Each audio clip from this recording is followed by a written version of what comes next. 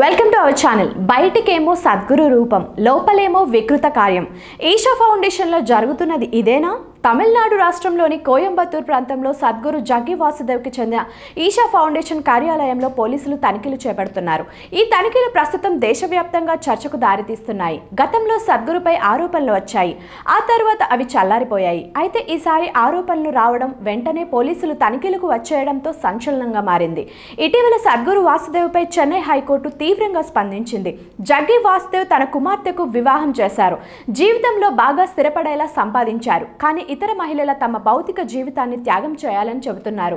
ఇలా ఆయన ఎందుకు చేస్తున్నారు? జగ్గి వాసుదేవ్ను ఉద్దేశించి తమిళనాడు హైకోర్టు చేసిన వ్యాఖ్యలు ఇవి. జగ్గి వాసుదేవ్ మన దేశంలో గాడ్మన్ స్టేటస్ అనుభవిస్తున్నాడు. అలాంటి వ్యక్తిపై హైకోర్టు ఇలాంటి వ్యాఖ్యలు చేయడం ఒక రకంగా సంచలనమే అని చెప్పాలి. జగ్గి వాసుదేవ్ ఇద్దరు మహిళలను నిర్బంధించారని ఆరోపణలు ఎదుర్కొంటున్నారు. దానిపై చెన్నై హైకోర్టులో విచారణ జరుగుతోంది. ఈ విచారణ క్రమంలోనే హైకోర్టు వాసుదేవ్పై సంచలన వ్యాఖ్యలు చేసింది. ఈ సమయంలో పోలీసులు ఈషా ఫౌండేషన్ కార్యాలయంలో తనిఖీలు మొదలుపెట్టారు. వాస్తవానికి వాసుదేవ్ వివాదాలు ఎదుర్కోవడం కొత్త కాదు. ఆయన భార్య మరణించిన తీరు ఇప్పటికే ఒక వివాదంగానే ఉంది. పర్యావరణం గురించి పదే పదే చెప్పే జగ్గి వాసుదేవ్ పర్యావరణ నిబంధనలు పట్టించుకోకుండానే ఈషా ఫౌండేషన్ భవనాలను నిర్మించాడనే విమర్శలు కూడా వినిపిస్తున్నాయి. ఇక ఈషా ఫౌండేషన్ కార్యాలయంలో కొంతమంది మహిళలు అపహరణకు గురయ్యారని స్వయంగా తమిళనాడు పోలీసులు హైకోర్టు దృష్టికి తీసుకెళ్లిన సంఘటనలు చాలా ఉన్నాయి. 2022లో జగ్గి వాసుదేవ్ సేవ్ సాయిల్ అనే నినాదంతో 27 దేశాల్లో 30,000 కిలోమీటర్ల యాత్ర చేశారు. భారతదేశానికి తిరిగి వచ్చారు. ఓ ప్రైవేట్ ఛానల్ ఆయన్ను ఇంటర్వ్యూ చేసింది. సేవ్ సాయిల్ పేరుతో మీరు చేస్తున్న యాత్ర బాగుందని చెప్పిన ఆ టీవీ ఛానల్ ఎటువంటి పర్యావరణ అనుమతులు లేకుండానే మీరు ఈషా ఫౌండేషన్ భవనాలు ఎందుకు నిర్మించాలని ప్రశ్నించింది. ఆ ప్రశ్నకు ఆయన సమాధానం చెప్పకపోగా దేశంలో చట్టాలు లేవా అంటూ వ్యాఖ్యానించారు. అనంతరం ఆ టీవీ ఛానల్ విలేకరి మరో ప్రశ్న వేయగా ఇష్ అంటూ సద్గురు చిరాకును వ్యక్తం చేశారు. ఈషా ఫౌండేషన్ కార్యాలయంలో 6 మహిళలు అదృశ్యమయ్యారట. 2016 తర్వాత ఆ మహిళను కనిపించడం లేదని తమిళనాడు పోలీసులు హైకోర్టుకు విన్నవించారు.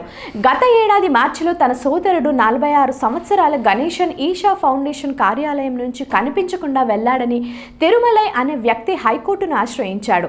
దీంతో కోర్టు ఆదేశాలతో పోలీసులు విచారణ నిర్వహించగా అసలు విషయం వెలుగులోకి వచ్చింది. జగ్గి వాసుదేవ్ తన యూట్యూబ్ వీడియోల ద్వారా రకరకాల విషయాలను చెబుతుంటారు. ఇటీవల గ్రహణానికి సంబంధించి ఒక విషయాన్ని వెల్లడించారు.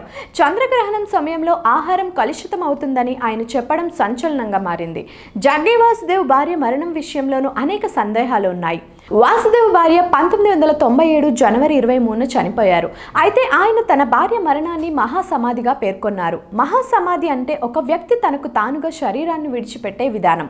అయితే మన దేశంలో మహాసమాధి పొందిన వ్యక్తిని ఎవరూ దహనం చేయలేదు. ఒకవేళ మహాసమాధి ఒక వ్యక్తి పొందితే ఆ వ్యక్తిని సమాధి మాత్రమే చేస్తారు. అయితే సద్గురు తన భార్య కంటే భారతి అనే మహిళతోనే ఎక్కువసేపు ఉండేవారట. ఈ విషయాన్ని అరుంధతి సుబ్రహ్మణ్యం అనే మహిళ సద్గురు మోర్ దెన్ లైఫ్ అనే పుస్తకంలో రాశారు. ఇక ఈషా ఫౌండేషన్ వెబ్సైట్లో అనేక వస్తువులను విక్రయిస్తుంటారు. అయితే అవి అత్యంత ఖరీదుగా ఉంటాయి. జగ్గి వాసుదేవ్ పాదాల ఫోటో ఫ్రేమ్ 3,200. అంటే ఆ వెబ్సైట్ ఆధారంగా ఏం జరుగుతుందో అర్థం చేసుకోవచ్చు. అక్కడ ఒక రుద్రాక్ష ఖరీదు 10,000 దాకా ఉంటుంది. జగ్గి వాసుదేవ్ తన కుమార్తెకు వివాహం చేశారు, కానీ చాలా మంది యువతులను సన్యాసం తీసుకోవాలని ప్రోత్సహించారు. ఇదే విషయాన్ని మద్రాస్ హైకోర్టు ప్రముఖంగా ప్రస్తావించింది.